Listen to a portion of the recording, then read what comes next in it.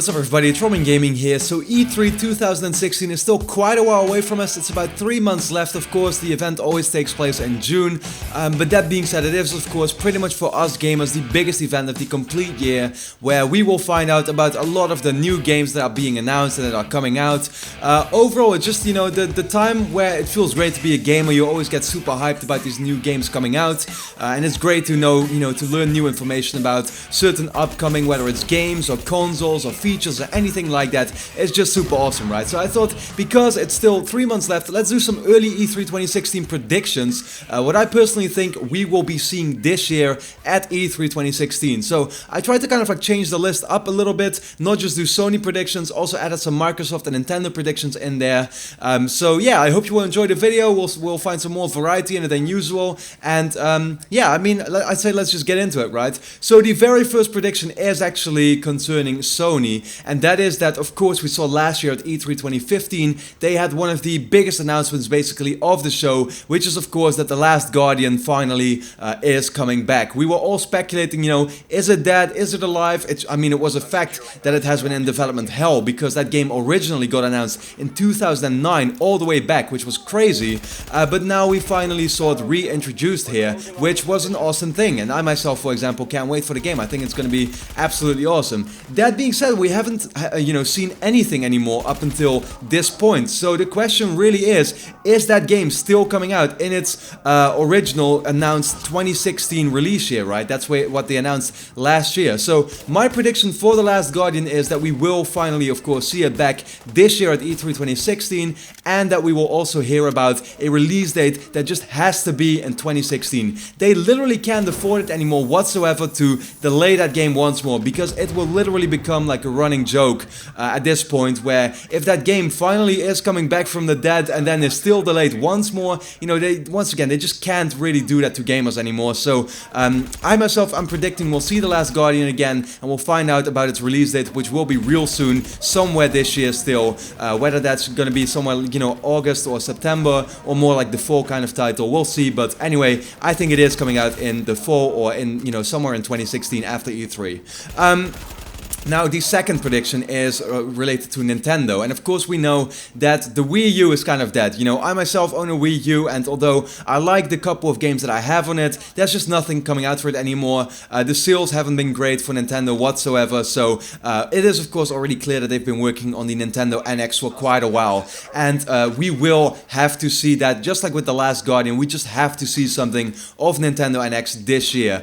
Now, the rumors and speculation kind of is that the NX kind of consists out of like two parts. There's a handheld part, and then there's also a console part. But I feel like what they need to do is, first of all, show off both of those things, like show off exactly what the NX is and why we should get excited for it. And then also one of those two parts at least, which I would then assume is going to be the handheld part, has to come out in 2016 at the end of the year.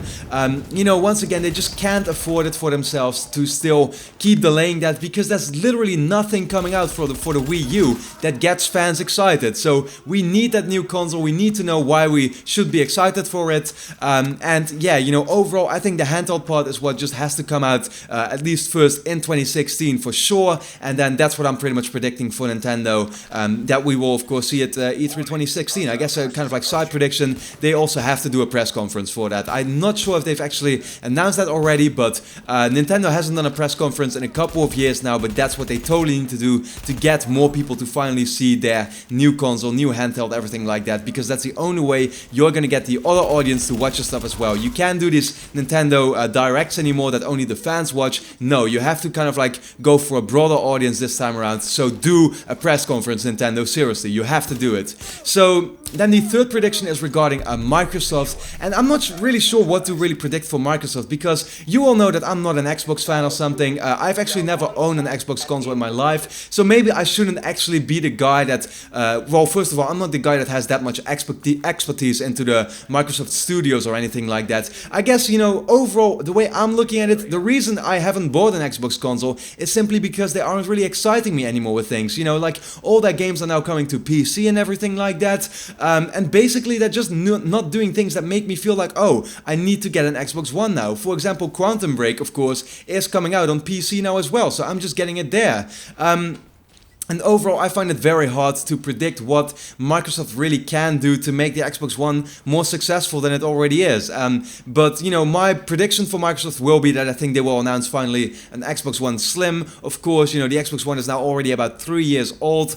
We know that the device itself is quite, well, let's just say thick. It's not like, you know, it's not the slimmest console or something out there. I feel like we should kind of like see a reintroduction of it in the form of an Xbox One Slim that will be, you know, $299 or something like that. So, overall, yeah, just, you know, keep it at a low price, you know, kind of like get a new, you know, console out there that just makes people have maybe like a different outlook on it. I'm not sure, but that's what Microsoft needs to do. Just come out with a kind of like a rebrand or just a, you know, reintroduction of the console in the form of an Xbox One Slim. That's what I'm predicting for this E3 for Microsoft. Then the fourth, almost the final prediction out of the 5 that I have here is that I think for Sony, God of War 4 has to be announced because Sony Santa Monica, I mean, we knew they had been working on this IP that got cancelled, a new IP, but at the same time, of course, they also have you know, a different team. Their studio is actually like super big. I think they do many different game projects and they like to help out a lot of studios, but they themselves haven't really done a new game in a really long time. I don't think they've actually made their own PS4 game yet that is just purely made by Sony Santa Monica. So, of course, what can that be? Well, it has to be God of War 4, and yeah, what that will exactly be, I'm not sure yet. Hopefully something like a new setting and a new character. I think that would personally be really cool, but you know, God of War 4, people have been asking for it for such a long time now. It needs to happen, and I think that's what we'll see being announced at this E3. So yeah, God of War 4, I'm expecting that from Sony Santa Monica. But then the final prediction, also Sony related, you know, I was kind of thinking like, what can Sony do at the end of the show to really blow people away? What has to be that announcement that will get people super excited? And it can only be the thing that people have been asking for years now, and that is that Crash Bandicoot PS4 finally has to happen. And I think it is time for it, because you've seen Sony kind of like drop hints and everything. You saw Sean Layden wear the Crash Bandicoot t-shirt at PSX and stuff. We've seen so many hints at this toy company that apparently brought it up.